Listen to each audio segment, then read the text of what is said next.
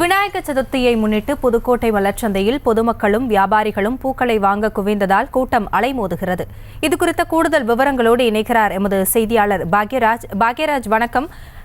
இன்றைய தினம் விநாயகர் சதுர்த்தியை முன்னிட்டு புதுக்கோட்டை மலர்ச்சந்தையில் மக்களின் வருகை என்னவாக இருக்கிறது? விவரங்கள். விநாயகர் சதுர்த்தி இன்று நாடு முழுவதும் கொண்டாடப்படுகிறது.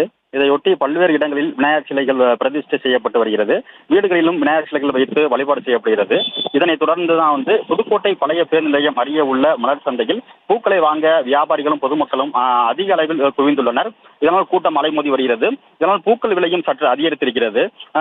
மல்லிகைப்பூ 1 கிலோ 1200 ரூபாய்க்கும், முல்லை 1000 ரூபாய்க்கும், ஜாதி மல்லி 800 ரூபாய்க்கும், கனகாம்பரம் 1000 ரூபாய்க்கும், பட்டர் ரோஜா 400 ரூபாய்க்கும், சம்மங்கி பூ 300 ரூபாய்க்கும், செவந்தி 200 ரூபாய்க்கும் விற்பனை செய்யப்பட்டு வருகிறது. இதே போன்று அரளிப்பூ 250 ரூபாய்க்கு விற்பனை செய்யப்படுகிறது. இதே போன்று செவந்தி, செண்டிப்பூ, கோழிக்கொண்டை பூக்களின் விலையும் அதிகரித்துள்ளது.